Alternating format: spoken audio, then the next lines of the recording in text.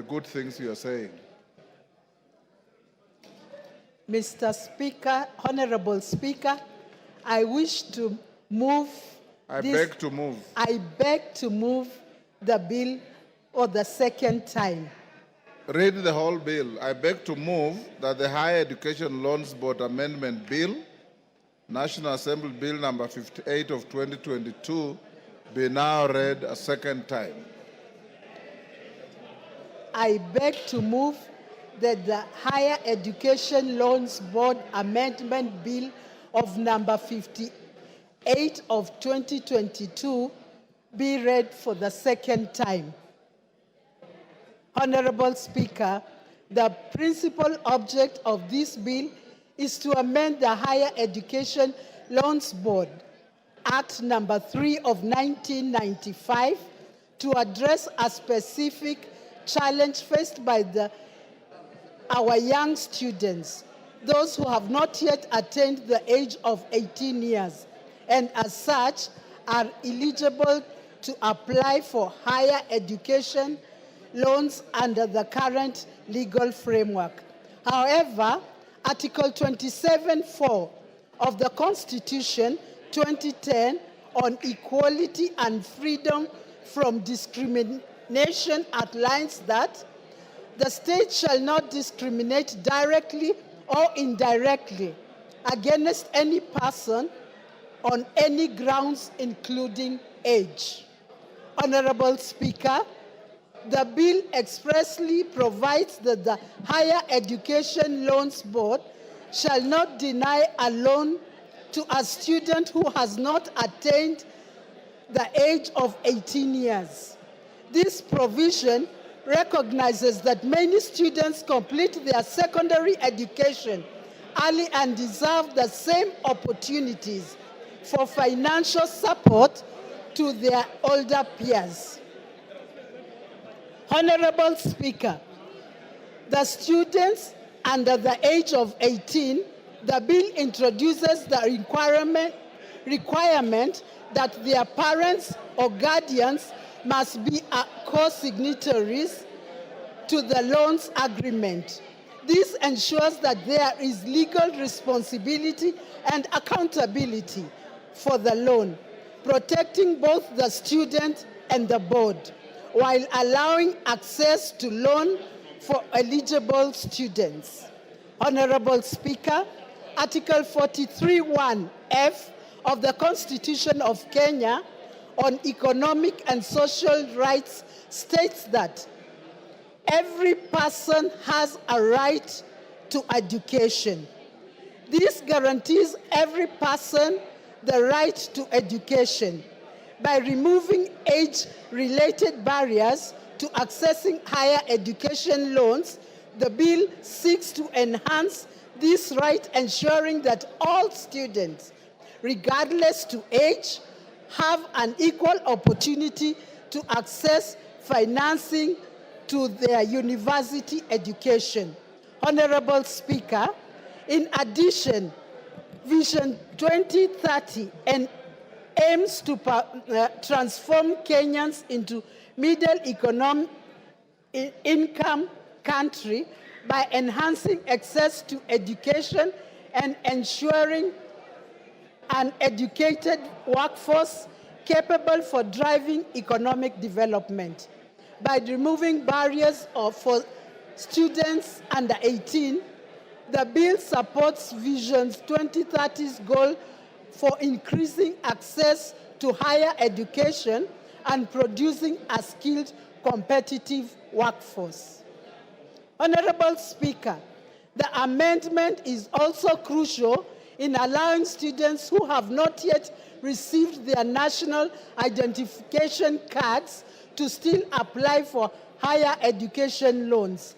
This removes a significant barrier for many students and ensures that every eligible student can pursue higher education regardless to their age or ID status. Honorable Speaker, this bill ensures that all students, regardless to age, have equal access to financial resources. They do not need further that they need to further their education. It prevents an exclusion for young, bright students who may complete their studies earlier than expected. Honorable Speaker, it is worth noting that many students are excelling in their studies and completing secondary school before the age of 18 years. They should not be penalized for their academic success by being denied access to financial aid. This amendment will ensure that the system recognizes and supports their efforts. Honorable Speaker, moreover, the amendment strengthens HELB's mandate by adapting the policies to better service for changing educational landscape, ultimately enhancing the effectiveness and relevance of National Students' Loans Program. Honorable Speaker, I conclude this amendment is essential in ensuring fairness and inclusivity in our education system. It addresses a long-standing gap and ensures that every deserving student, regardless to age, has access to financial support for their education. It may be said it has been said times without that education is an equalizer. I urge members of this House to support this bill and ensure swift passage for the benefit of our young students and the future of our education system. Honorable Speaker, I beg to move and request Honorable Ounda to second. Honorable Oundo.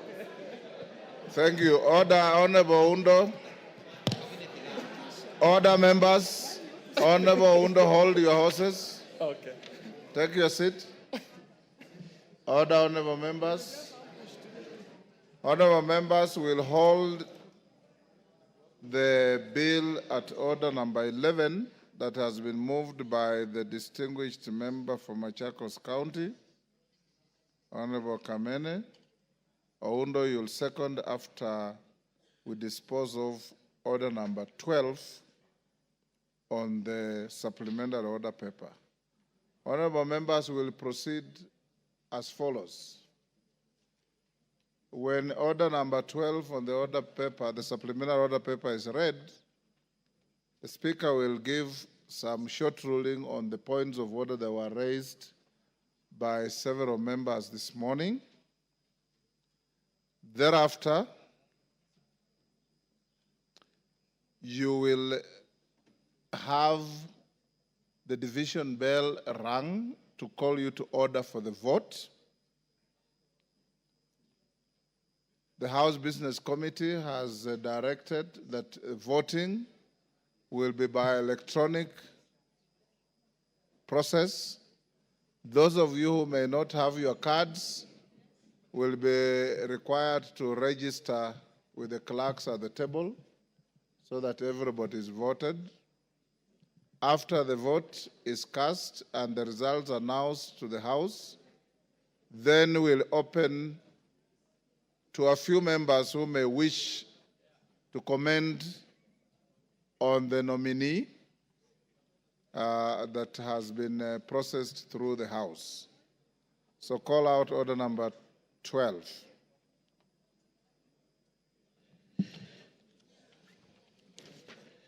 Order number 12, voting on the nomination of Professor Kithure Kindiki, EGH, to fill the vacancy in the office of the Deputy President of the Republic of Kenya.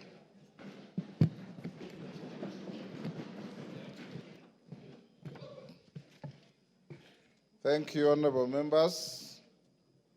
Honorable members, I have a communication to make.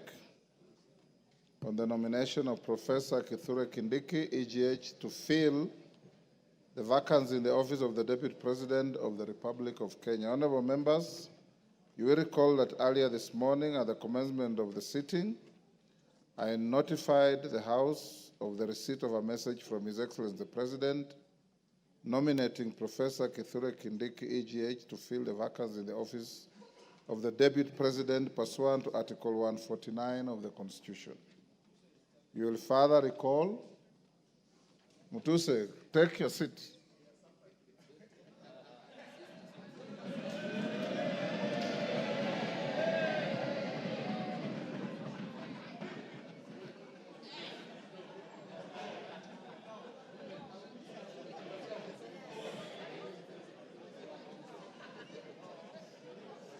Gagusha, take a seat.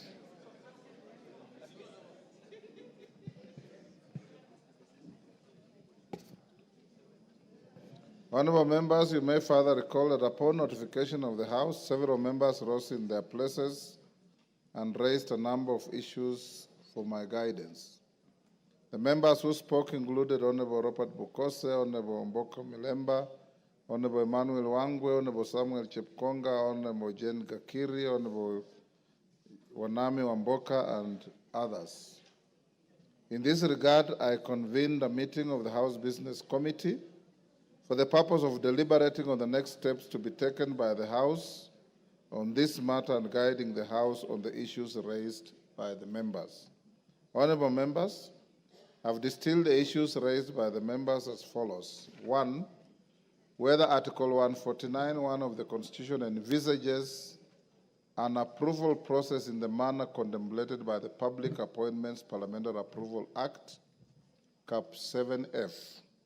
2, whether the House shall conduct public participation in voting on the nomination under Article 149(1) of the Constitution. 3, whether the members shall be required to debate on the nomination under Article 149(1) of the Constitution. And 4, the timelines envisaged under Article 149(1) of the Constitution. And 5, the threshold for voting on the nomination and Article 149(1) of the Constitution.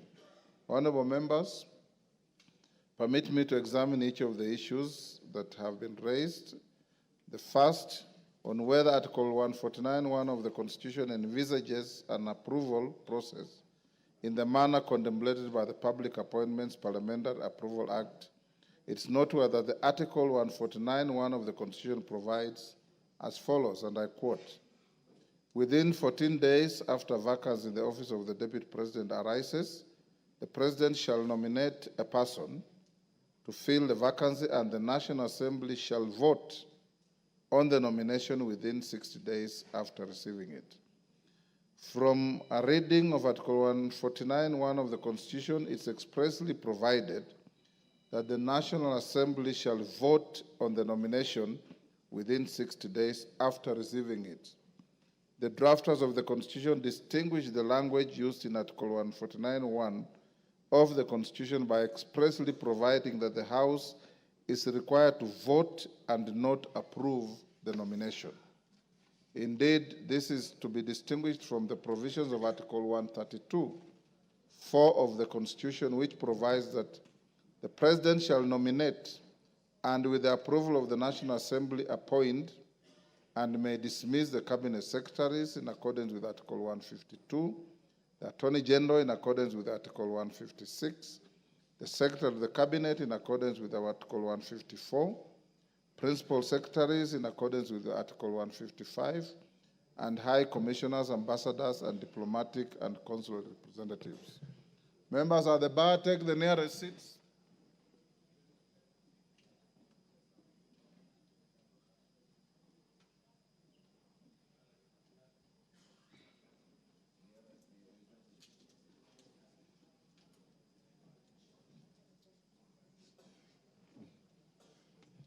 Honourable members, in this regard, for all the state officers that I have just highlighted, the House is required to approve their nomination by the President. However, in respect to the Deputy President, Article 149(1) of the Constitution expressly provides that the House is required to vote on the nomination. It is noteworthy that the Public Appointments Parliamentary Approval Act applies where an appointment under the Constitution or any other law requires an approval of the House. Consequently, noting Article 149(1) of the Constitution requires the House to take a vote on the nomination, the approval process envisaged under the Public Appointments Parliamentary Approval Act does not apply in this case. The House will therefore adopt the precedent it has set on this matter, and this settles that point.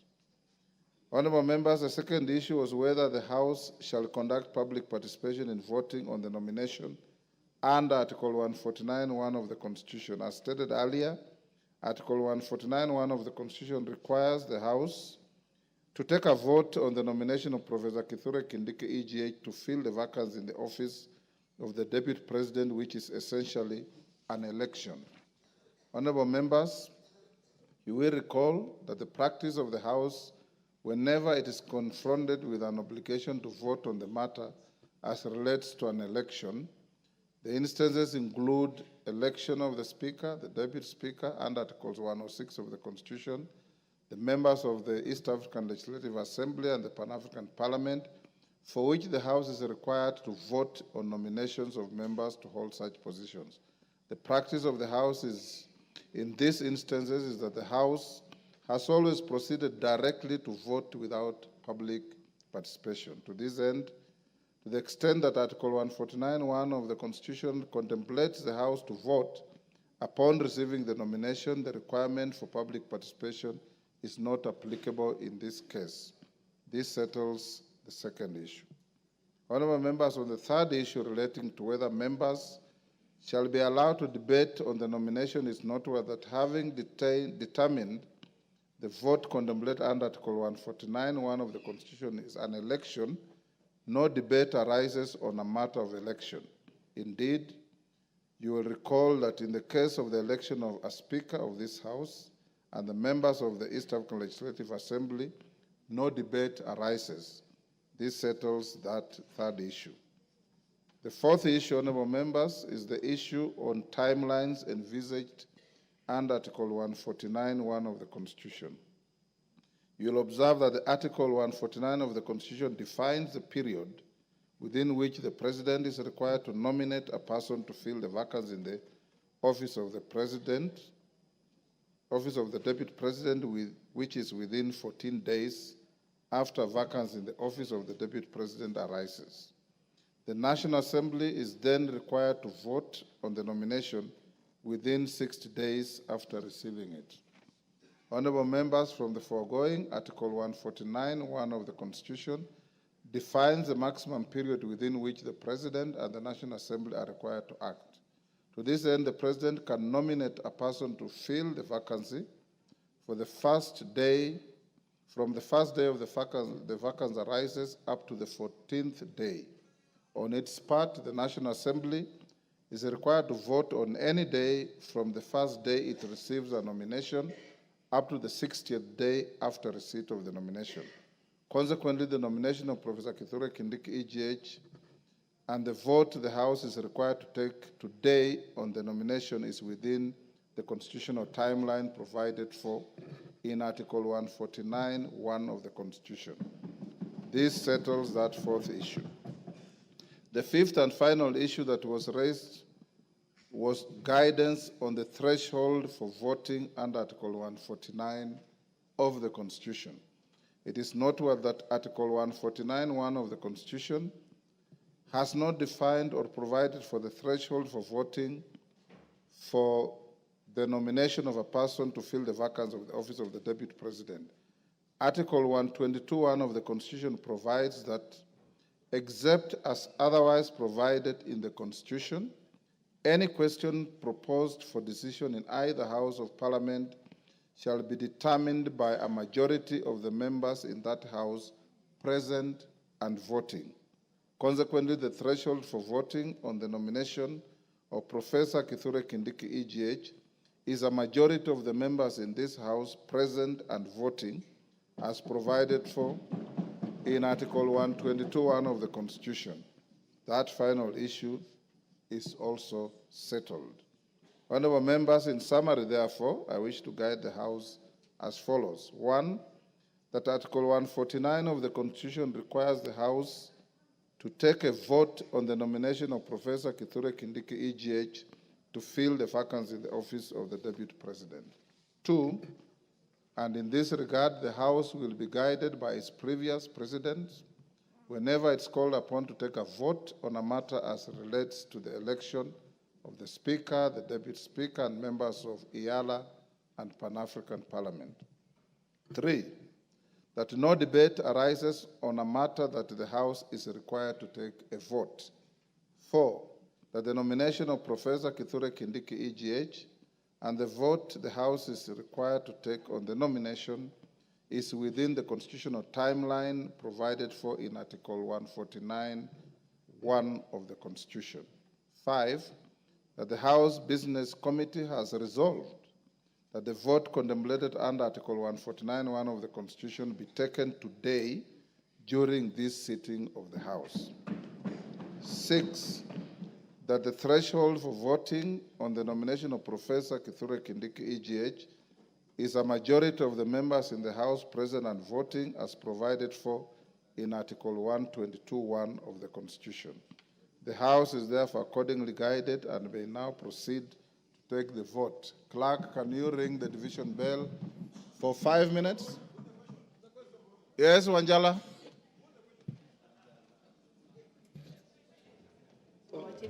Wanjala? Yes, Mr. Speaker. As you have rightly said, that we will take a vote. But, Mr. Speaker, this House recognizes 3 types of voting. There is acclamation, there is direct digital voting, and then there is a vote we take by reading out the names. Roll call. Roll call, Mr. Speaker. Yes. And, Mr. Speaker, when I sit in this House, we are in concurrence that Professor Kindiki is the man, is the Deputy President. Why don't we just, so that we go home, some of us want to take flights, why don't we just vote by acclamation? Roko? Thank you, Mr. Speaker. Article 149,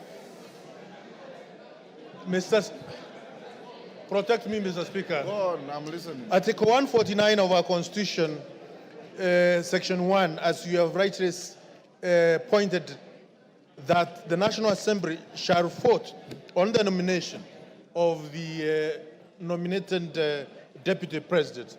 Mr. Speaker, the mood of the House is that there is no objection whatsoever as far as nomination of Professor Kindiki is concerned. Yes, we are ready with our cards to vote electronically, but Mr. Speaker, we seek your ruling and indulgence so that we can go by acclamation and we solve the matter once and for all. Thank you, Mr. Speaker. Order, honorable members. Yes, Senior Counsel. Senior Counsel Otiende. Give Otiende a moment. Thank you. Honorable Speaker, honorable members, I know this is a serious moment in history. It is also a constitutional moment. I wholly agree with the Honorable Wanjala, Honorable Ruku, in terms of the mood of the House. However, Mr. Speaker, there are things we need to do for the record, not just for ourselves. Even as we speak, this whole process is being challenged in court. We need not allow any gap, because so far, from the start to now, we have not allowed any gap. Let us not be in a rush to allow a gap. I beseech members, let us vote electronically. It does not take time. Thank you, Mr. Speaker. Honorable members, let's not open debate on this. Electronic voting takes less than 5 minutes. I'm sure you know this. So since the House is nearly full, let's have the division bell rung for just 5 minutes. Then we draw the bar, you log in, and we call out the vote. And the majority leader and minority leader nominate one person each to act as tellers. Then with those who don't have cards, I said, you record at the table with the clerks.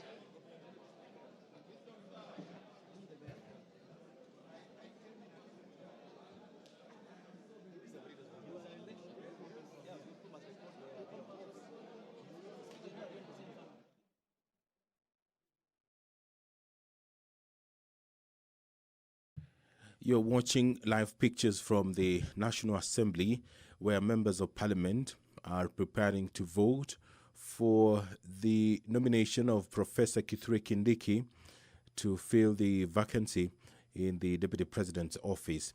Professor Kithure Kindiki is currently serving as the Cabinet Secretary for Interior and National Administration, a role he has held since October 2022, with a brief hiatus between the 11th July 2024 and 8th of August 2024, when the President dissolved his cabinet.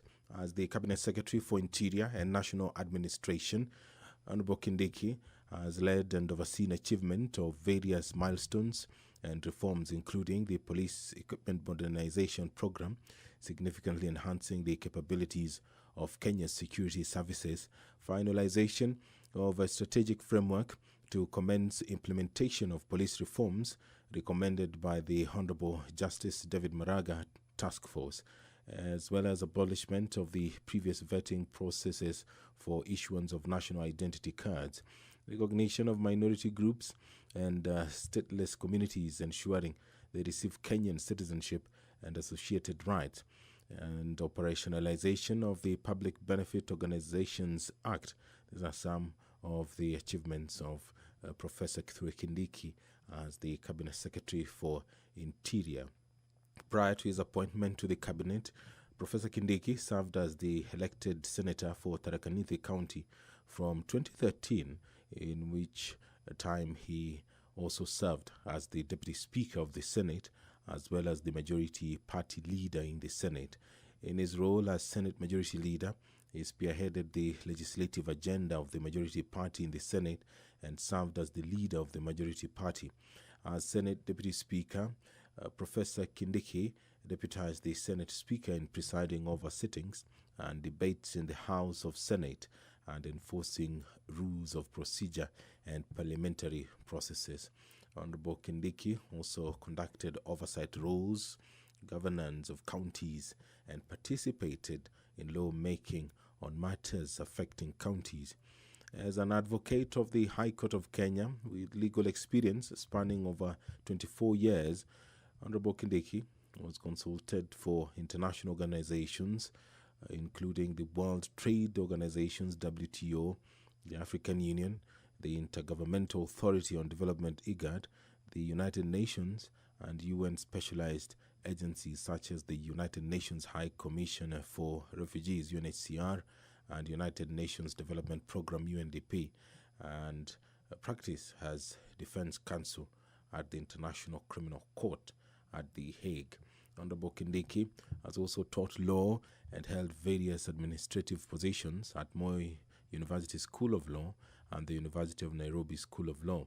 He began his career as an assistant lecturer in law at Moi University immediately upon graduating with an undergraduate degree in law. He then joined the University of Nairobi as a lecturer after graduating with a PhD in international law, where he quickly rose to the head of Department of Public Law at the young age of 33 years, and then to position of Associate Dean at the age of 35. Professor Kindiki was later promoted to the post of Associate Professor of Law at Kenyatta University. He has authored 35 publications, including books, book chapters, and articles in local and international peer-reviewed journals. Honorable Kindiki holds a Bachelor of Law degree from Moi University, a postgraduate diploma in law from the Kenya School of Law, a Master's of Law degree, and a doctorate in international law from the University of Pretoria in South Africa. His professional affiliations include membership of the Academic Council on the United Nations System, the International Association for the Study on Forced Migration, the International Commission of Juries, the East African Law Society, and the Law Society of Kenya, LSK.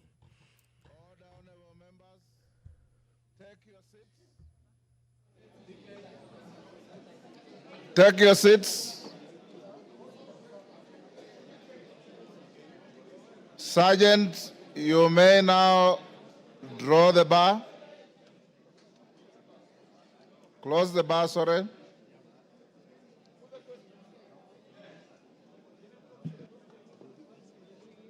And of course, lock the door for purpose of voting.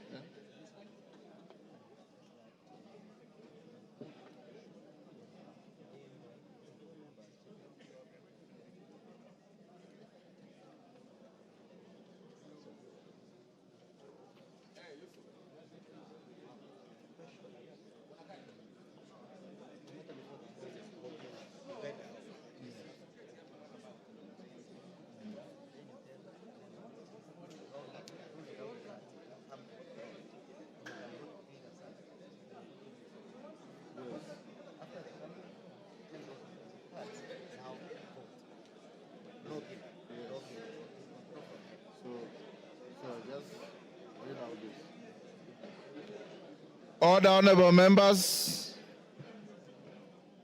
Order, honorable members. Can I have a feel on how many members don't have their cards? Not many. I request respectfully members who don't have their cards to come to where civil servants sit, where they come to this house, on both sides.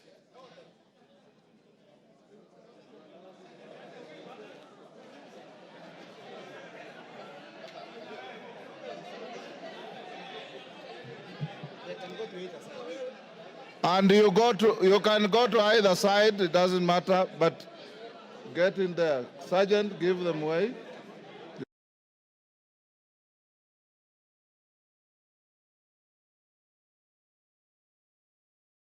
Ingia huko.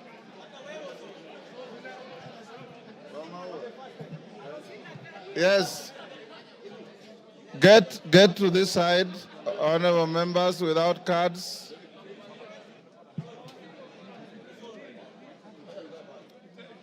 You can even spill to the back, no problem. You will be called. Catherine, if you have no card, move in. Yes.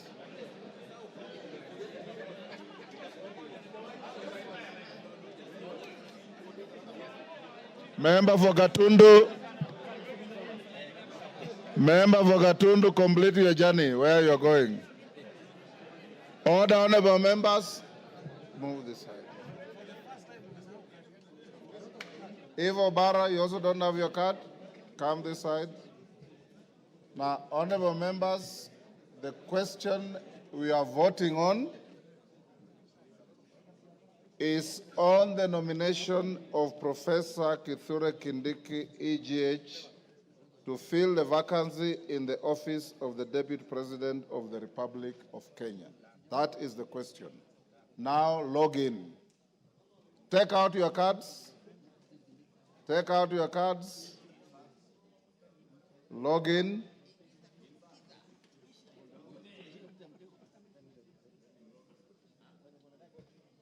Dara, we are right? Not yet. Tungoje wakurugenzi wa mitambo. Catherine, you have your card? Yes, yes, I card. Yes. Who are the tellers? They're not tellers. Okay. Order. Katana, what is the problem?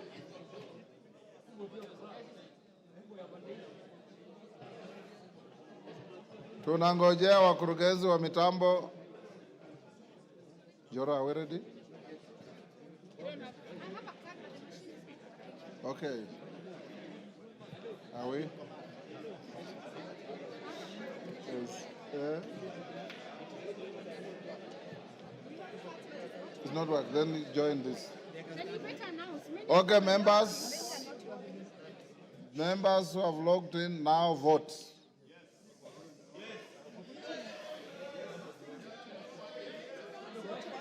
Then you will record here. That's all.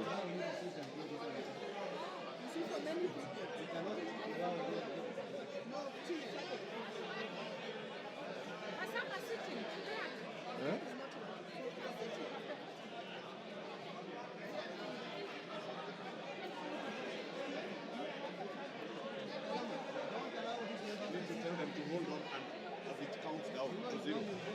Yes. Order members, don't interfere with your cards so that the system can record and count as you vote.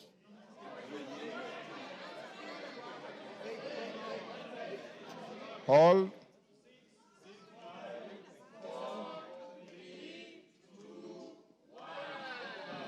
End of voting. Vote now.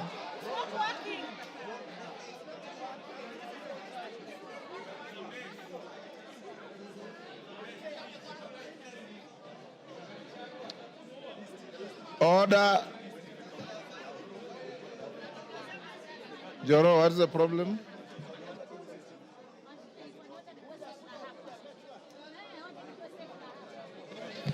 Order, members. Let's repeat. Log out. And your rules require that you vote in silence. Log out. Log in. Eh?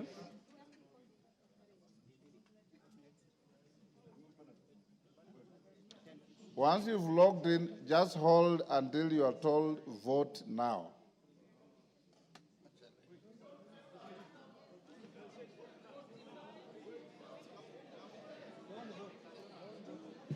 Don't vote yet.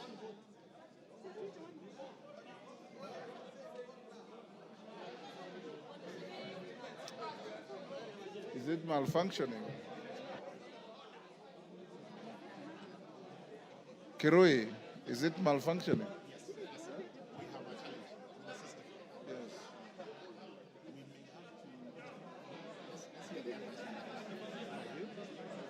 Clerk. She's registering. They can proceed to log in now.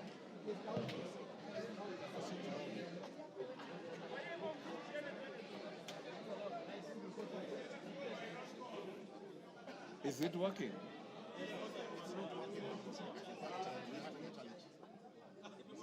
You're okay? You have a problem? Vote now.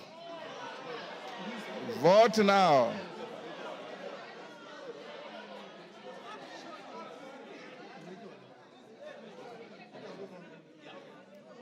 Vote now.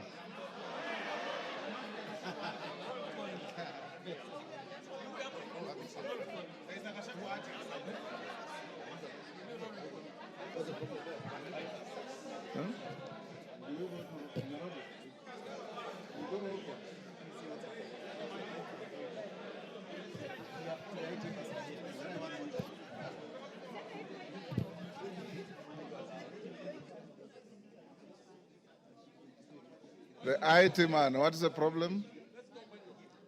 Let's try one more chance. Then if it doesn't, we explore different opportunities.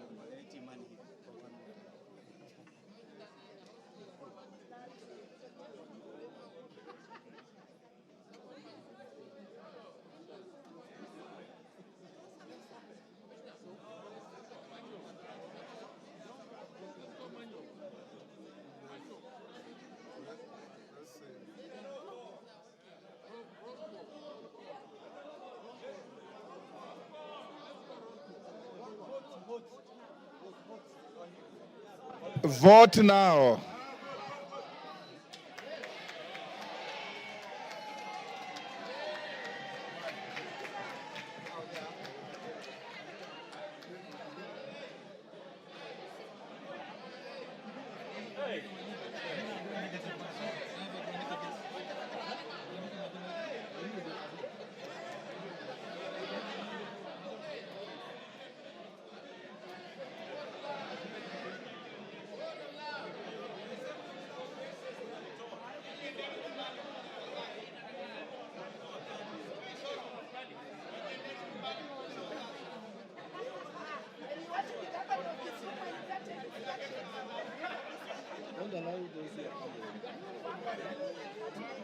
Member for Kisumu, you have voted. You remain where you are.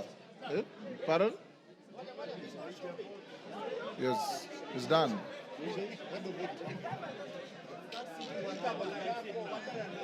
Order, members. Order.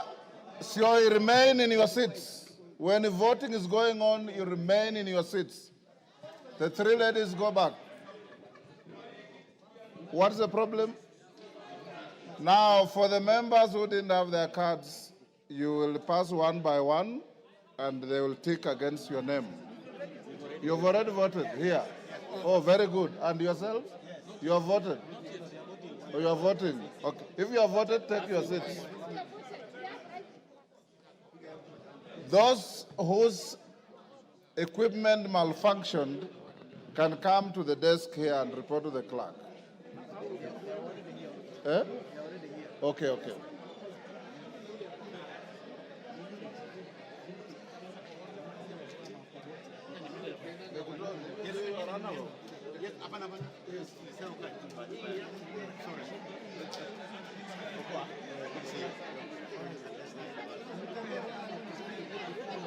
Alado.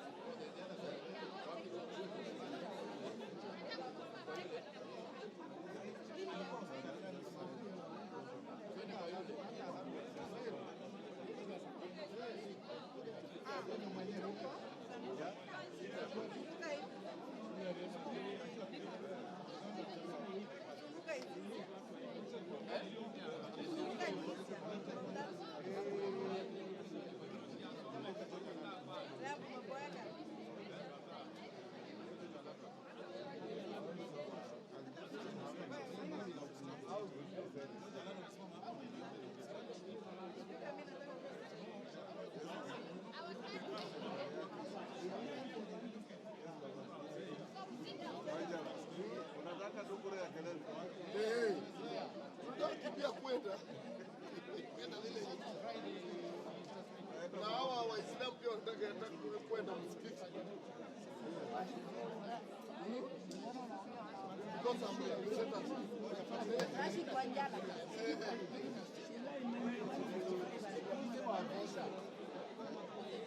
the screen, but very many of you are voting manually, so you are not part of the 155.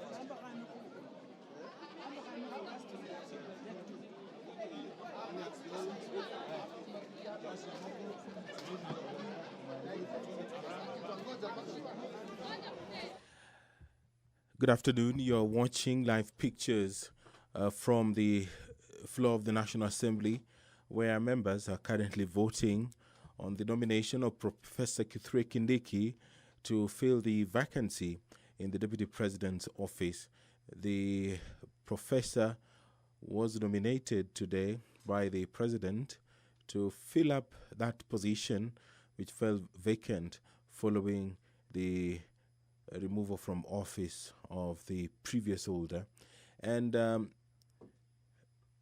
Professor Kindiki is currently serving as the Cabinet Secretary for Interior and National Administration, a role he has held since October 2022, albeit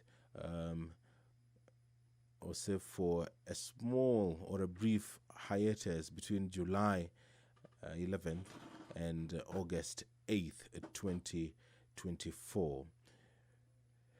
The Cabinet Secretary for Interior and National Administration has served under different capacities, among them the Deputy Speaker of the Senate, the Senator for Tharaka Nithi County, and is currently serving as the Interior Cabinet Secretary. As an advocate of the High Court of Kenya with legal experience spanning over 24 years, Professor Kindiki has consulted for various international organizations, among them WTO, that is the World Trade Organization, the African Union, the Intergovernmental Authority on Development, the United Nations, and UN specialized agencies such as the United Nations High Commissioner for Refugees and United Nations Development Program UNDP, and practiced as defense counsel at the International Criminal Court at The Hague. He has also taught law and held various administrative positions at Moi University School of Law and the University of Nairobi School of Law. He began his career as an assistant lecturer in law at Moi University, immediately upon graduating with an undergraduate degree in law. He then joined the University of Nairobi as a lecturer after graduating with a PhD in international law, where he quickly rose to the head of Department of Public Law at the age of 33 years, and then to position of Associate Dean at the age of 35. Professor Kindiki was later promoted to the post of Associate Professor of Law at the Kenyatta University. He has authored 35 publications, including books, book chapters, and articles in local and international peer-reviewed journals. Honorable Kindiki holds a Bachelor of Laws degree from Moi University, a postgraduate diploma in law from the Kenya School of Law, a Master of Law degree, and a doctorate or PhD in international law from the University of Pretoria in South Africa. His professional affiliations include memberships to the Academic Council on the United Nations System, the International Association for the Study on Forced Migration, the International Commission of Jurists, the East African Law Society, and the Law Society of Kenya. In a couple of Honorable members, take your seats. Stop what you are doing, clerk. Honorable members, Hassan. Order, honorable members. Honorable members, taking the cue from the submission of Senior Counsel Otienda Molo, whatever you do must be a record, must be impeccable, and must speak for itself. I'm advised by the clerk that the electronic voting system is malfunctioning, and that even after you voted, the numbers are adjusting themselves upwards and downwards. Consequently, I direct that that vote electronically is cancelled and annulled, and we'll do a roll call vote. Clerk, majority and minority leader, give me one teller each. Bukose? And who else? Bukose and Junet? Who?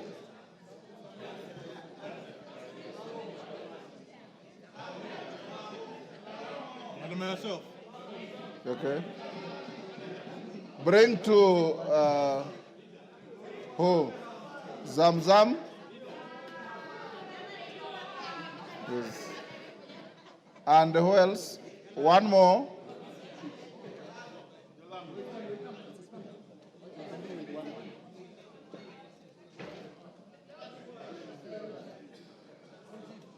Who? Owino. Martin. Okay, honorable members, once again, the vote is on the nomination of Professor Kithure Kindiki, EGH, to fill the vacancy of the office of the Deputy President of the Republic of Kenya. Clerk, you can start. Remain in your seats, remain silent. We can do this very quickly.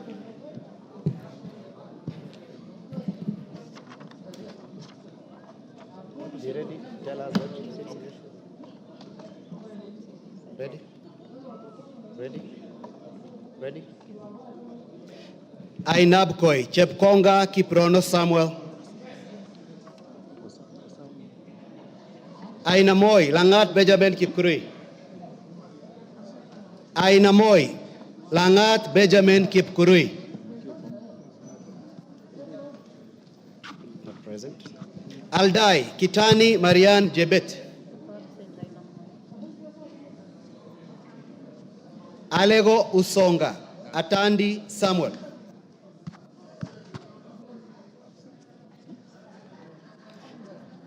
Alego Usonga, Atandi Samuel.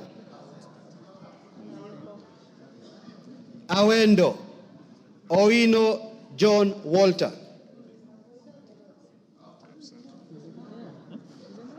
Bahati, Mrembo Irene Joki.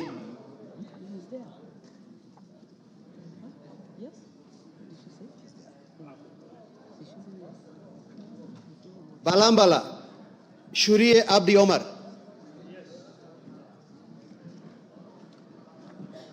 Baringo County, Sergon Florence Jamatia. Baringo Central, Joshua Kandie. Baringo North, Makilap Joseph.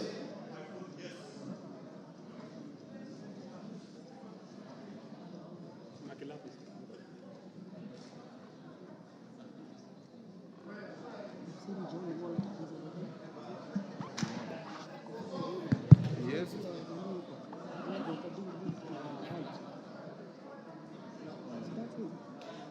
Baringo South, Charles Cameron. Belgut, Nelson Koech.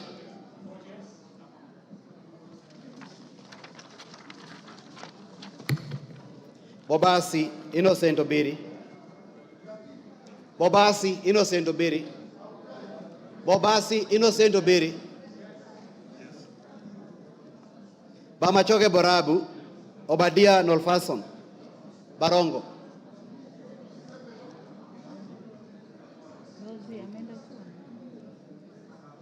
Bomachoge Chache, Alpha Miruka Ondieki.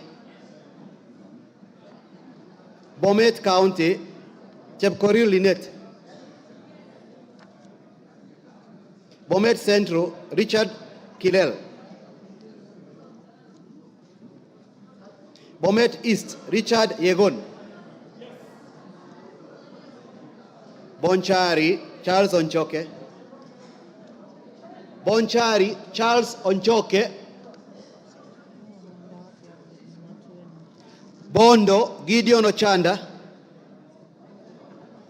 Bondo, Gideon Ochanda. Borabu, Patrick Osero. Budalangi, Sauti Bita Wanjala. Bumula, Nelson Jack Wamboka. Bumula, Nelson Jack Wamboka. Bungoma County, Catherine Nanjala Wabilianga. Bungoma County, Catherine Nanjala Wabilianga. Bura, Ado Kuno Yakub. Bura, Ado Kuno Yakub. Bureti Kibet Komingoi Kirui. Busia County, Catherine Omanyo. Butere Nicholas Tindi Mwale. Nicholas Tindi Mwale. Butula Joseph Oyula.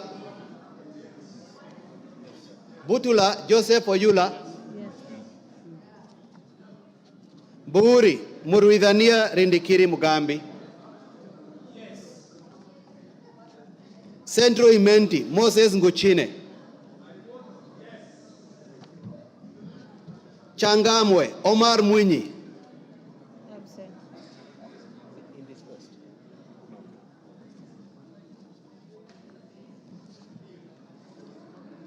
Chopalungu Victor Koech. Chopalungu Victor Koech. Cherangani Patrick Simiu Barasa.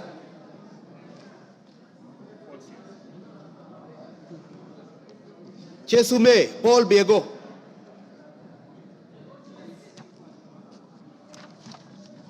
Chuka Iganga Ngombe Ntwiga Patrick.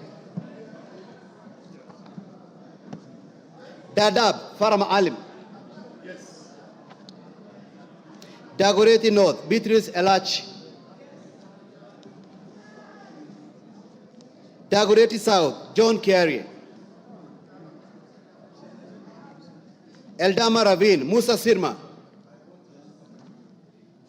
Eldas Adan Kenan. Elgeyo Marakwet County Jepto Ngelechei. Embakasi Central Major Dong Gadiro Benjamin. Embakasi Central Major Dong Gadiro Benjamin. Embakasi East Babu Owino. Embakasi East Babu Owino. Embakasi North James Gakuya. Embakasi North James Gakuya.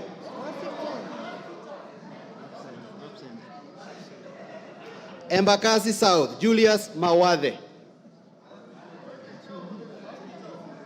Julius Mawade. Embakasi West Mark Samuel Mwenje Mureithi. Mark Samuel Mwenje Mureithi.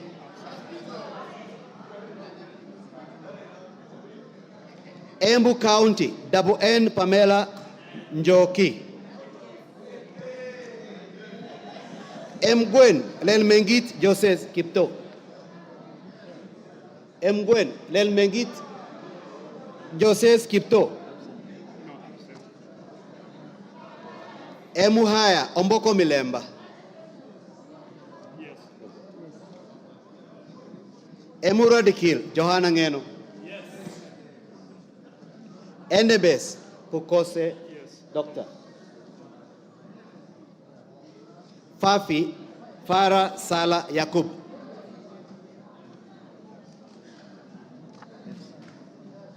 Funyula Wilberforce Oundo Ojambo.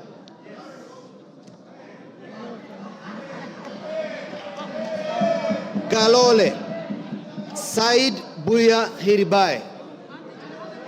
Galole Said Buya Hiribai.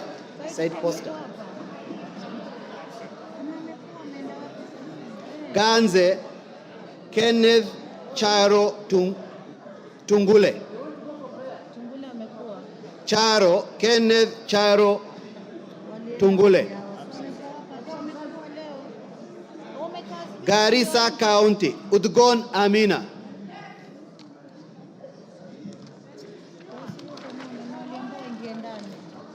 Garissa Township Major Deko Baro.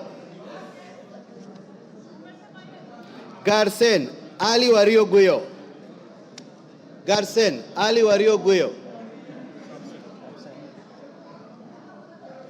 Katanga Mureu Wakili.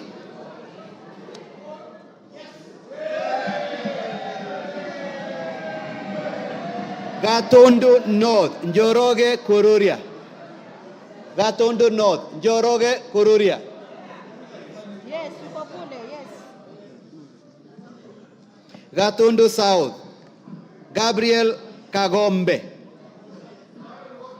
Gatondo South Gabriel Kagombe. Gem Elisha Odhiambo. Gechugu Robert Gedenji Gechimu. Gilgil Mother Wangari. Githunguri Gadhoni wa Muchomba. Githunguri Gadhoni wa Muchomba.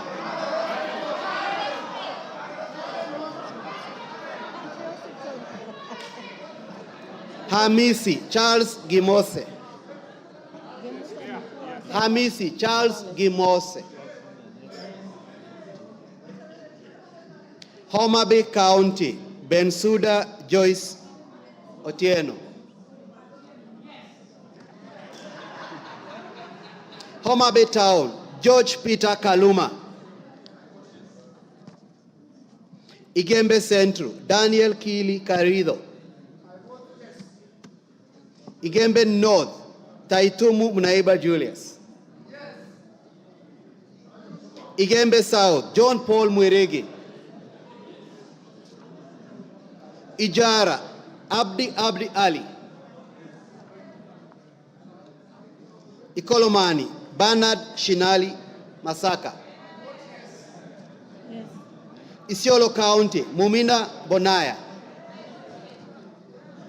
Isiolo North Joseph Samal.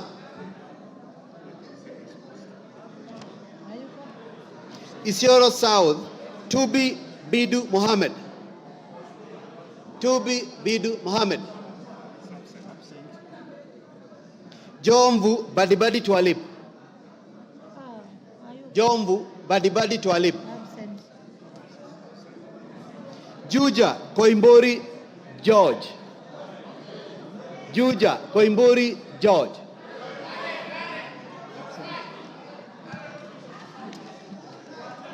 Kabete Gidhua wa Mashukuru.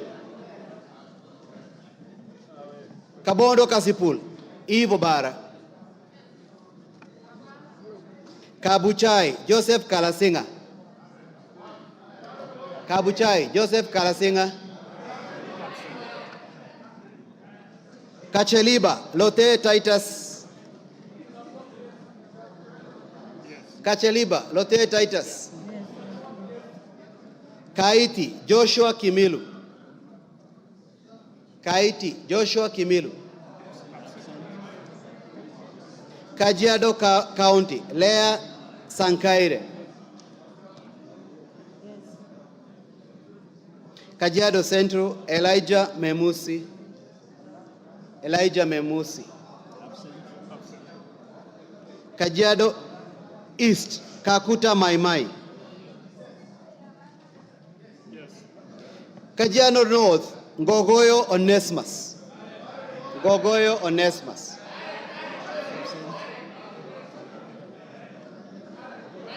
Kajiado South, Parashina Samuel Sakimba. Kajiado South, Parashina Samuel Sakimba. Kajiado West, Sunkuya George. Kakamega County, Elsie Muhanda. Kaloleni, Paul Katana. Paul Katana. Kamukonji, Abdi Yusuf. Kandara, Njogona Chege. Kandara, Njogona Chege. Kandui, John Makali. Kangema, Peter Kihongi. Kangema, Peter Kihongi. Kagundo, Fabian Chule. Fabian Chule. Kapenguria, Samuel Moroto. Kapsaret, Oscar Sudi. Karachuonyo, Andrew Okwome. Kasarani, Karauri Ronald. Karauri Ronald. Kasipul, Charles Were.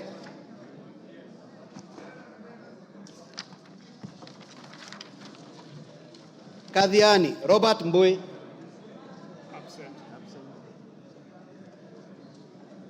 Keio North, Adams Kipsanai. Keio South, Gideon Kimayo. Kericho County, Beatrice Kemei. Keses, Julius Ruto Kipleting. Wisero, Christopher Aseka Wangaya. Kiamba, John Njogona Kawanjiku. Kawanjiku. Kiambu, John Machua. Kiambu County, Ann Wamuratha. Kibra, Peter Orero. Kibwezi East, Jessica Mbalu. Jessica Mbalu. Kibwezi West, Mwengi Ekomas Mutuse.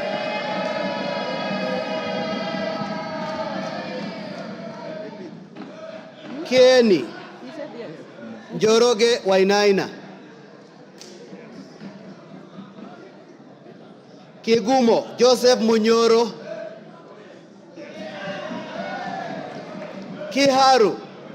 Kiharu, Samson Dindi Nyoro. Samson Dindi Nyoro. Kikuyu, Kimani Ichungwa.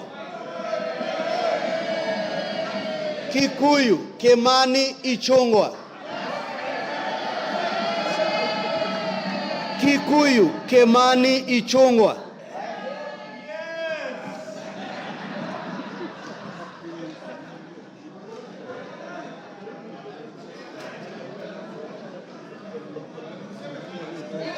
Kilgoris, Sunkuli Julius Lekaken. Kilgoris, Sunkuli Julius Lekaken. Kilifi, yeah. Kilifi, Mwanyanje Gertrude Mbeyu. Kilifi North, Baya Owenya. Kilifi South, Kiti Richard Ken Chonga. Kilome, Thaddeus Kithure Zambia. Kimilili Mutua Didmas Wekesa Baraza. Kiminini Bisau Morris Kakai. Kinango Rai Samuel Gonzi. Kinangop Tuku Zakari Kwenya. Kipipiri Wanjiko Mohia. I repeat, Tuku Zakari Kwenya. Thank you. Kipipiri Wanjiko Mohia. Kipkelion East Joseph Kimutai Cherorot. Kipkelion West Hilary Kiplangat Koske. Kirinyaga Jane Jerry Maina.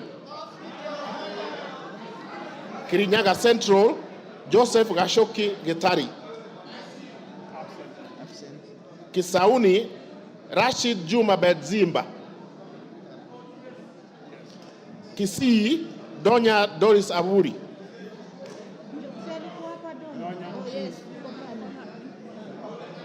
Okay.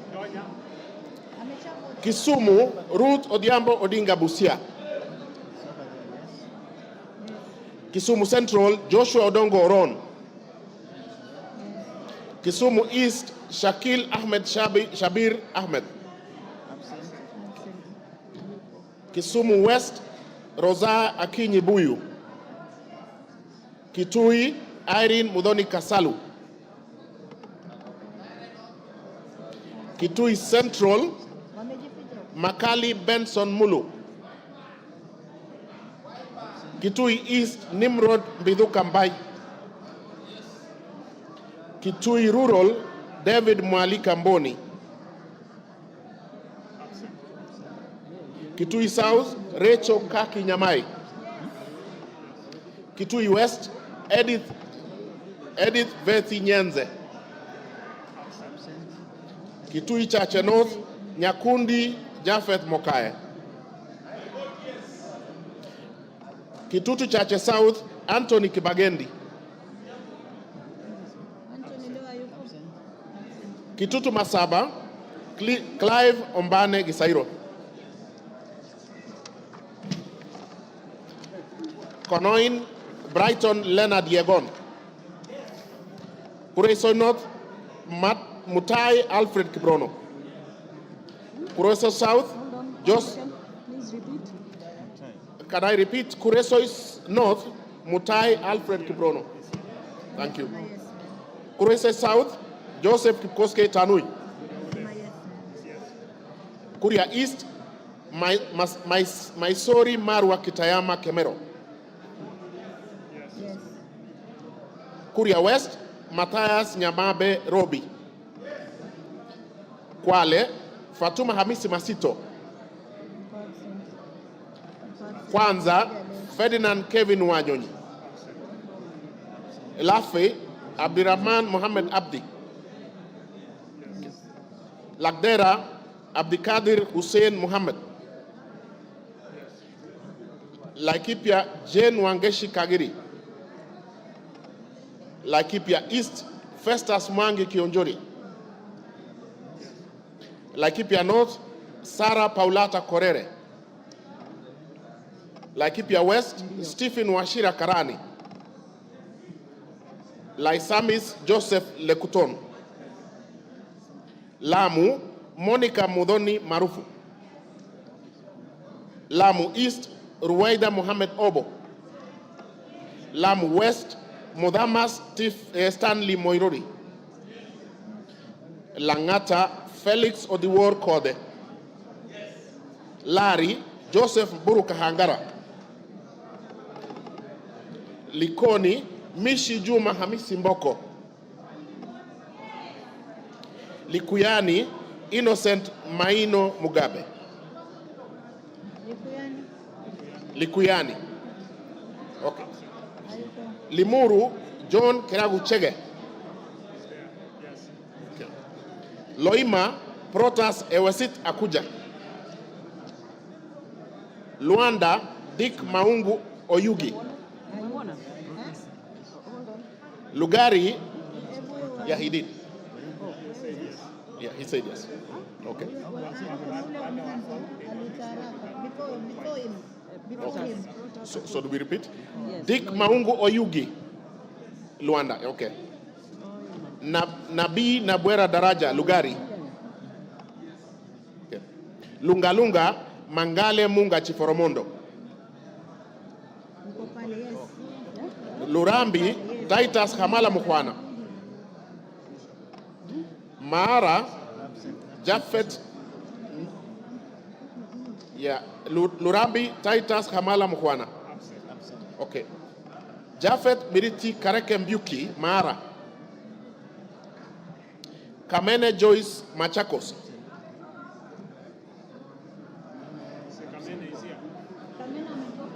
Machakos Town, Caleb Mutiso Mule. Okay. Makadara, George Aladwa Omwera. Yes, Aladwa. Makueni, Susan Ndunge Kiamba. Makueni, Rose Museo Mumo.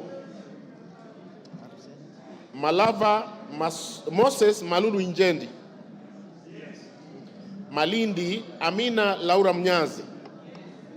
Mandera North, Bashir Sheikh Abdullahi. Yes, we have. Mandera, Sheikh Umulkhair Kasim. Mandera East, Hussein Waitan Muhammad Abdirahman. Okay. Mandera South, Abdul Ibrahim Haro. Mandera West, Adan Haji Yusuf. Manyata, John Gitonga Mwaniki Mukunji.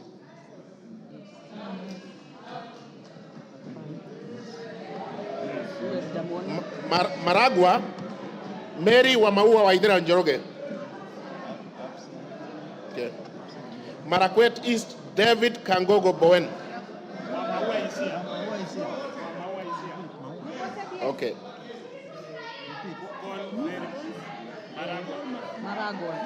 Okay.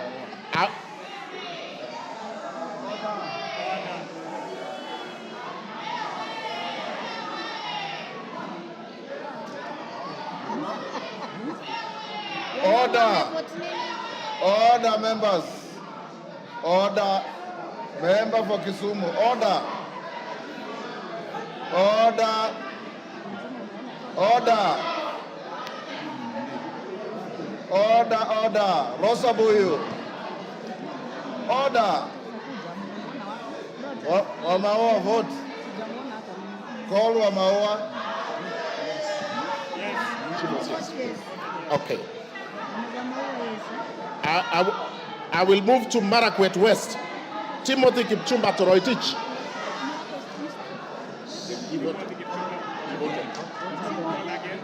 I will repeat, Timothy Kipchumba Toroitich.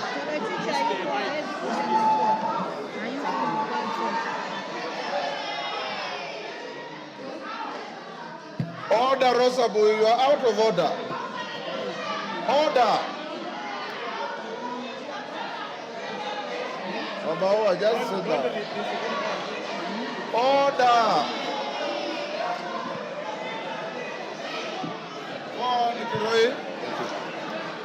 Timothy Kipchumba Toroitich, Marakwet West. Marsabit, Wako Naomi Jilo.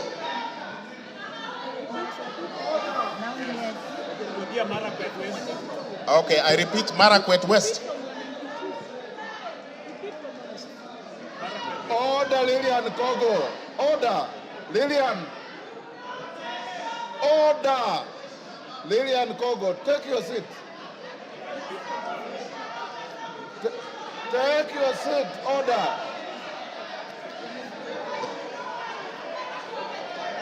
Go on. Marakwet East, David Kangogo Bowen. Thank you. Marakwet West, Timothy Kipchumba Toroitich. Marsabit, Naomi Jilo Wako. Order, Lillian Kogo. Order. Masinga, Joshua Mbithi Mutua Malio.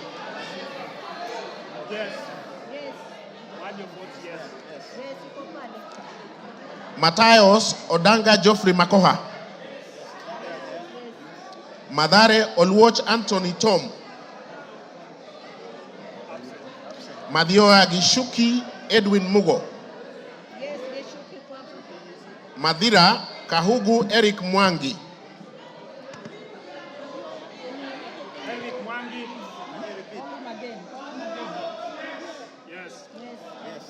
Madioya Edwin Mugo Gishuki. Madioya is there, yes. Okay. Madira Eric Mwangi Kahugu. Thank you. Matuga Kasim Sawa Tandaza. Matungu Peter Oscar Nabulindo. Matungulu Stephen Mutinda Mule. Mavoko Patrick Makao Kingola. Mbere North Geoffrey Kariuki Kiringa. Mbere South Bernard Muriuki Nebat. Mboni Nzioka Erastus Kevasu. Mboni Nzioka Erastus Kevasu. Okay. Meru Elizabeth Karambu Kailemia. Karambu Kailemia Meru. Migori Muhammad Fatuma Zainab. Mogotio Ruben Kiborek. Moiben Phyllis Chepkemo Barto. Molo Francis Kuria Kemani. Mombasa Zamzam Muhammad Chimba. Mosop Abraham Kipsang Kirwa. Moyale Guyo Wako Jalesa. Msambweni Salim Faisal Bader. Msambweni Salim Faisal Bader. Mount Elgon Fred Kapondi Chesebe. Muhoroni James Onyango Oyo. Mukurweini Kagusha John Philip Geshohi. Mumias East Peter Kalerwa Salasia. Mumias West Johnson Manya Naika. Muranga Betty Njeri Maina. Mvita Mohamed Sud Machele.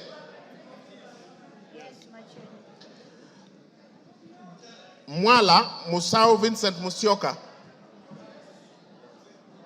Okay. Mwatate Peter Mbogo Shake. Mwea Mary Maingi. Mwingi Central Gideon Mutemi Muliungi. Mwingi North Paul Musimi Nzengu. Mwingi West Charles Ngusi Anguna. Nairobi City Esther Mudhoni Pasaris. Naivasha Jane Wanjiru Njeri Kihara. Nakuru Liza Chepkori Chelule. Nakuru Town East David Gikaria. Nakuru Town West Samuel Arama. Nambare Mulanya Geoffrey Ekesa.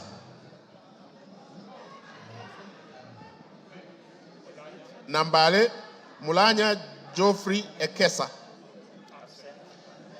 Nandi Cynthia Chepkoske Muge. Nandi Hills Bernard Kibor Kithure.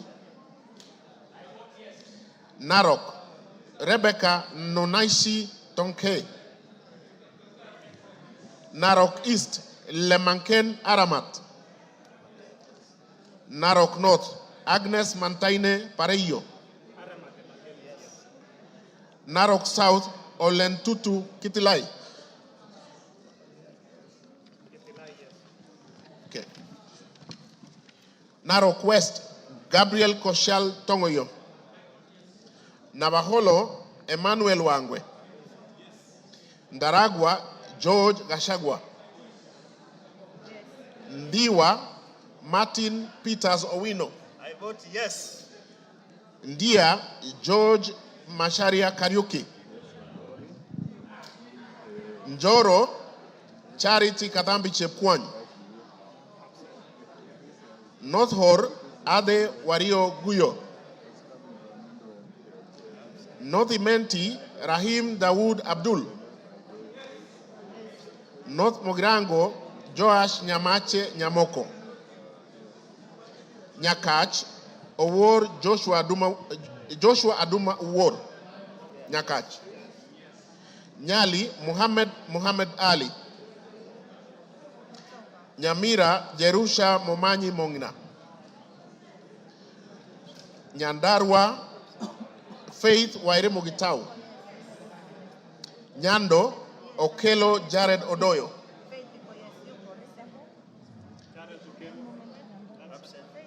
Jared Okelo Odoyo. Nyaribari Chache. Tayari amevote. Nyaribari Chache, Janda Zahir. Nyaribari Masaba, Daniel Ogwoka Manduku. Nyatike, Tombo ya Odege. Nyeri, Rahab Mokami Washira.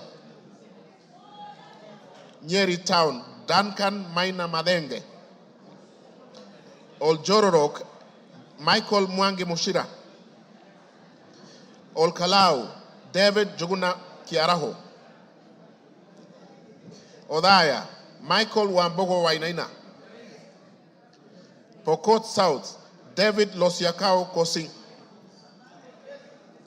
Rabai, Mupe Anthony Kenga. Rangwe, Lilian Achiengogo.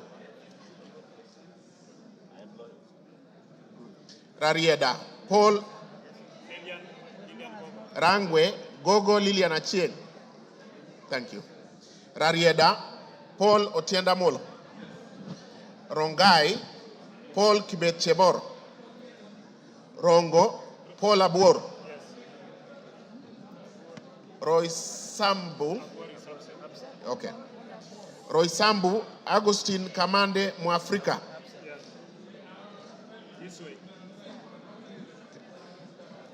Ruaraka, Francis Kajwang Tom Joseph.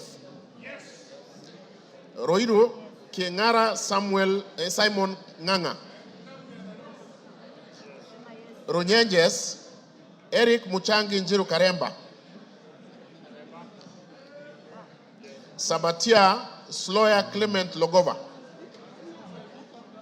Saboti, Caleb Amisi Luyai. Saku, Dido Ali Raso. Samburu, Pauline Lenguris. Samburu East, Jackson Lekumontare Lentoijoni. Samburu North, Dominic Eli Letipila. Samburu West, Josephine Naisula Lesuda. Seme James Wamburanyikal. Shinyalu Frederick Lusuli Ikana. Siaya Christine Ombako Dwor. Sigor Peter Lochakapong. Sigowet Soin Justice Kipsang Kemei. Sirisia John Walukekoi. Sotik Francis Kipiagon Arab Sige.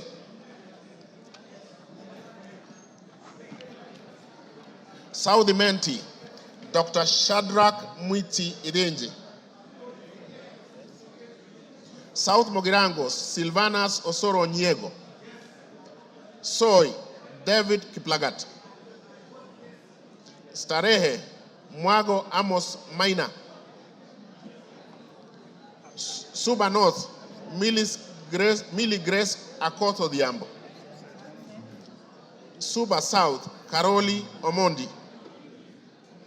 Subukia Samuel Kinudia Gashobe. Suna East Muhammad Junet Sheikh Nu. Suna West, Peter Francis Masara. Okay. Taita Taveta, Lydia Haika Mnene Mizige.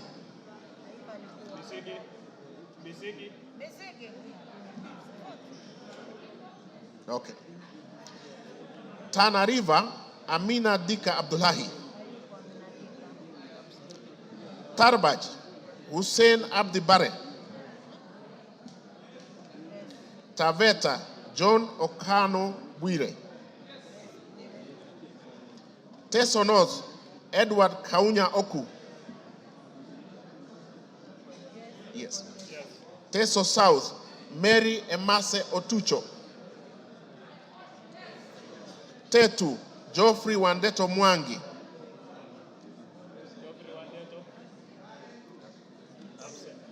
Tharaka, George Getonga Murugara. Tharakanithi, Susan Nguginduyo. Thika Town, Alice Wamboi Nganga. Tiati, William Kamket Kasait. Tigania East, Lawrence Puruaburi. Tigania West, John Kanywidia Mutunga. Tinderet, Julius Melik Biwot. Tongaren, John Murumba Chikati.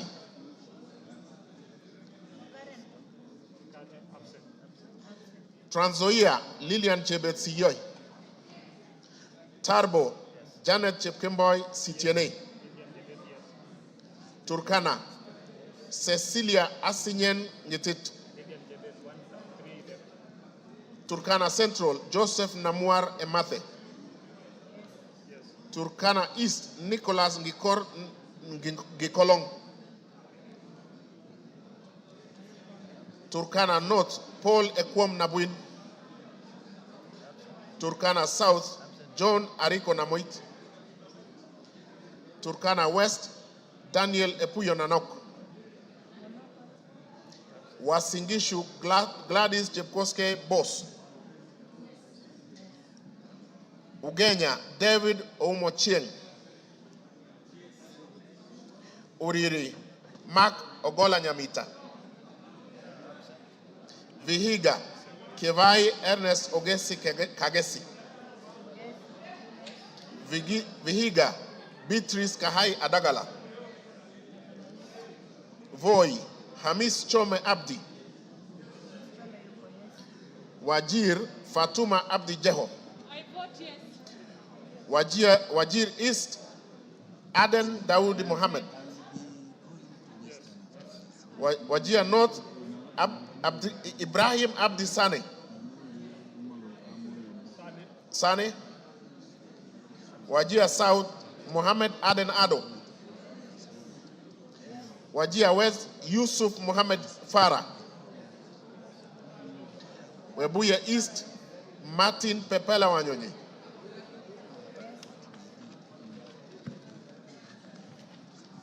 Webuye West, Daniel Wanyama Sitati.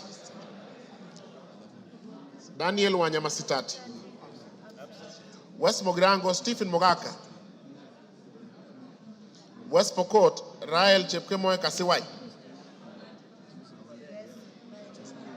Westlands, Timothy Wanyonyi Wetangula. Wundanyi, Danson Mwashako Makuona. Yata, Robert Ngui Basil. Ali Abdisirat Khalif. Sabina Wanjiru Chege. Joseph Hamis Sidena. Suleka Hulbale Harun. Dorothy Mudoni Ikiara. Jackson Kipkemoy Koske.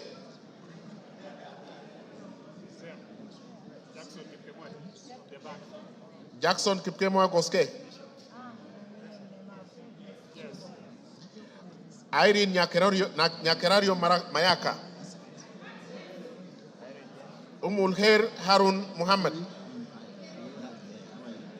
Teresia Wanjiro Mwangi,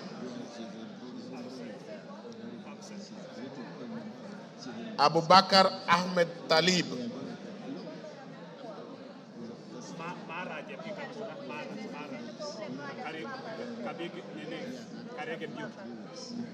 Mara.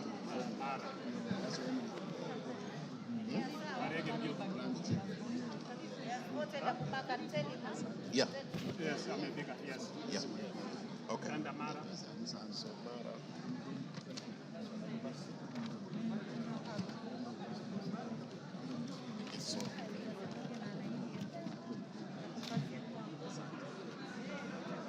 Mara, Jafet Miriti Kareke Mbuki.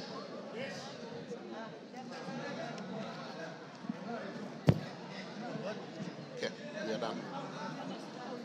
Yeah. Order, members. Is there any member who has order, Kiborek? Order. Is there any member who has not heard his or her name?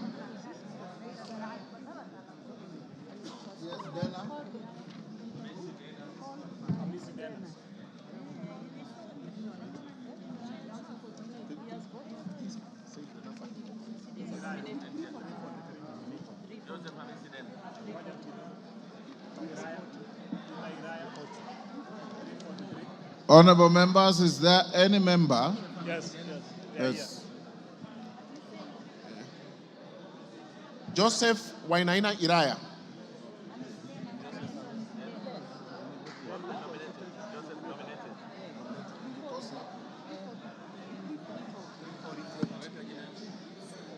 $340. Joseph Hamisi Dana. There is a member at the back there, the nominated member. He's voted. Okay.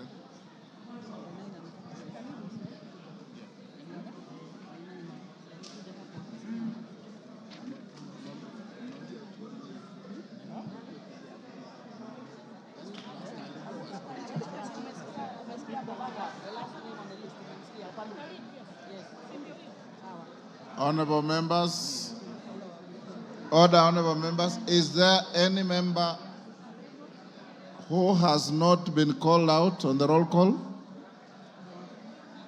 No member.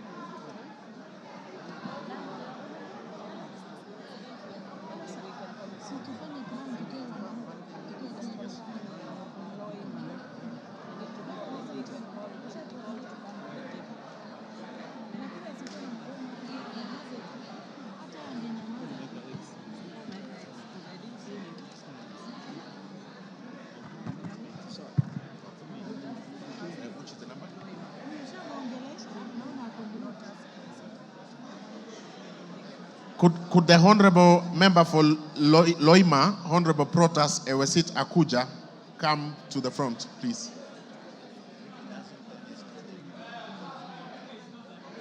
Thank you.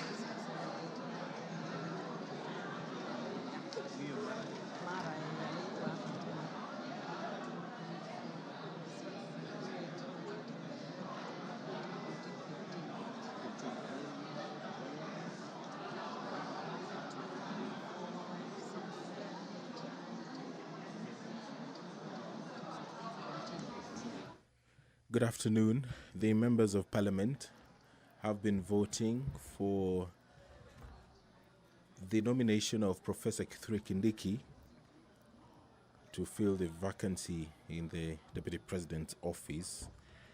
This voting by roll call was necessitated by the failure of the electronic system, and that roll call has been taken, and tallying of the votes is currently underway. So in a couple of moments we will get the result of the exercise that has been taking place, but just to familiarize with the standing orders on voting and divisions. Standing Order 73, roll call voting. When the Speaker directs a roll call voting to be taken, the division bell shall be rung for 10 minutes. The names of one teller for the ayes and one teller for the nays shall be submitted to the Speaker, and the Speaker shall direct the tellers to take seats at a designated place, which we saw a couple of minutes ago. At the end of 10 minutes, the Speaker shall direct the doors to be locked and the bar drawn, and no member shall thereafter enter or leave the House until the roll call vote has been taken. When the doors have been locked and the bar drawn and the names of the tellers have been announced, the Speaker shall put the question again and direct the clerk to call out the names of members in alphabetical order in the presence of the tellers. When called out, each member shall thereupon rise in his or her place and declare assent or dissent to the question in the following manner: I vote yes, or I vote no, or I abstain, or use appropriate Kenya Sign Language. That is according to Standing Order 73 of the National Assembly. After the clerk has read the last name in the division list, the tellers shall present the result of the roll call vote to the Speaker, who shall thereupon announce the result of the vote to the House. So we are waiting for that process to conclude. On your screen, you can see there's that activity taking place. The tellers are standing to the left of the screen. Just in front of the Speaker is the Member of Parliament for Endebess, Honorable Dr. Robert Bukose, and the Member of Parliament for Ndewa constituency there on your screen, Honorable Owino, who is also a teller, and they are being assisted by the clerks.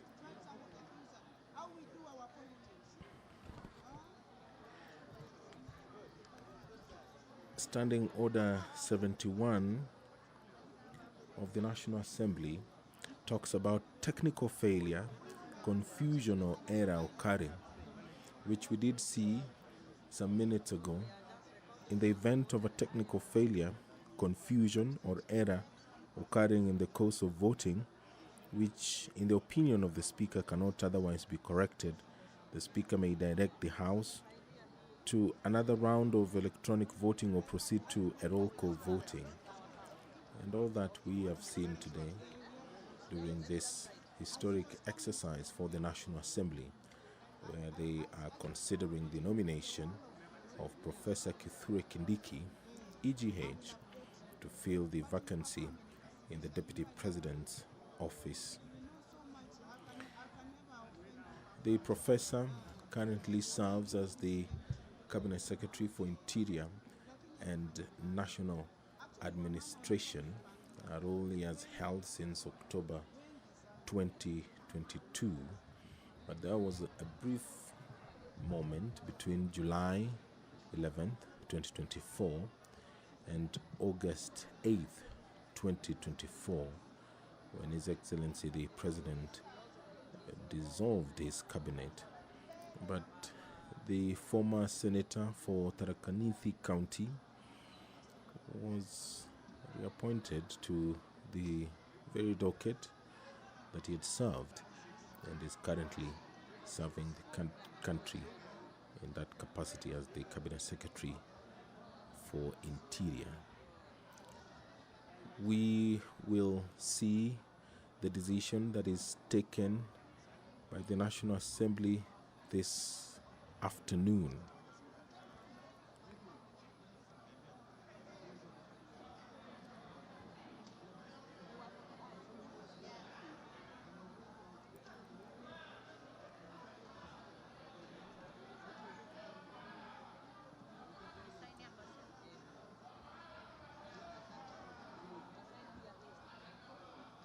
Order, honorable members, order. Members, take your seats. Take your seats. Take your seats. Jane Kagiri, take your seats.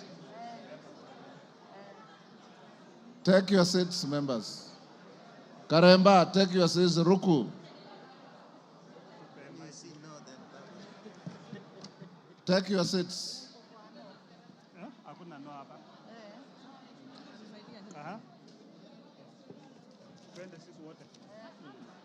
Take your seats. So which one are we using?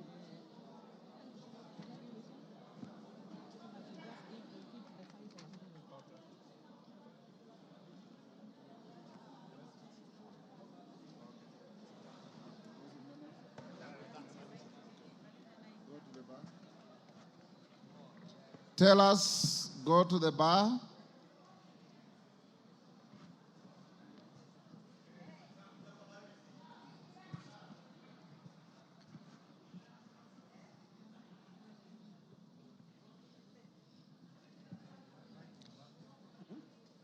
Tell us, approach the dispatch table now.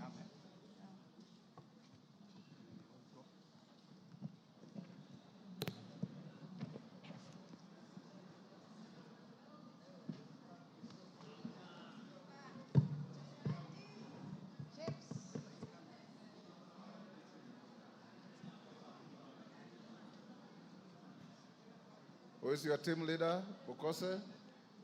Honorable Speaker, on the voting, abstentions 0, nays 0, ayes 236.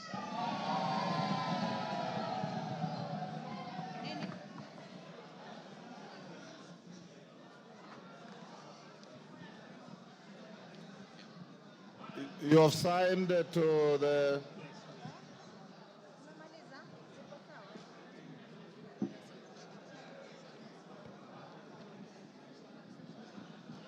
Order, honorable members. Order. Order. Who is that member? Hillary, take your seat.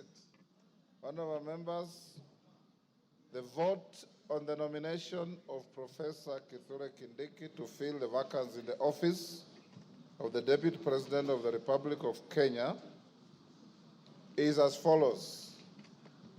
Abstentions, nil. Noes, nil. Ayes, 236. Present and voting, as we had advised you earlier, the vote is overwhelmingly yes.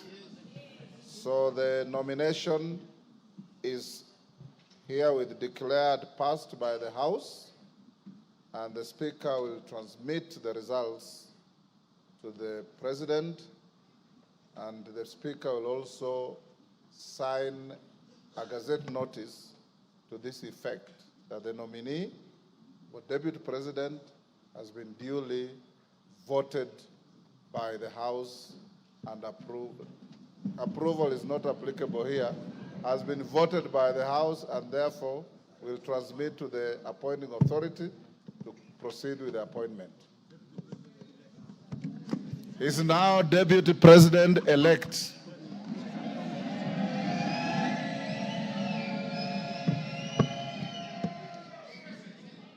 Members, having finished on the issue of the Deputy President-elect, it is now 1:54 p.m.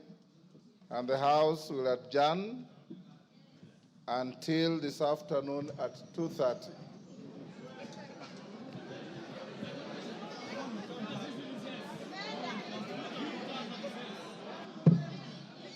Order. If you wanted to break now, the majority leader would have approached the chair.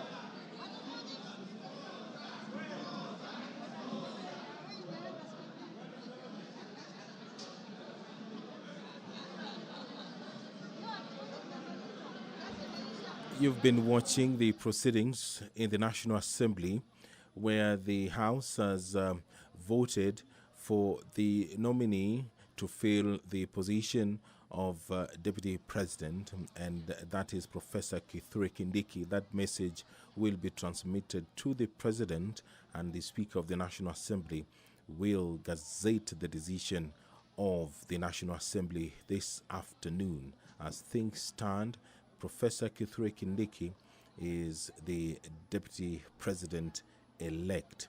This broadcast has been brought to you by the Parliamentary Broadcasting Unit in conjunction with the Kenya Broadcasting Corporation. My name is Edward Kabasa. Good afternoon.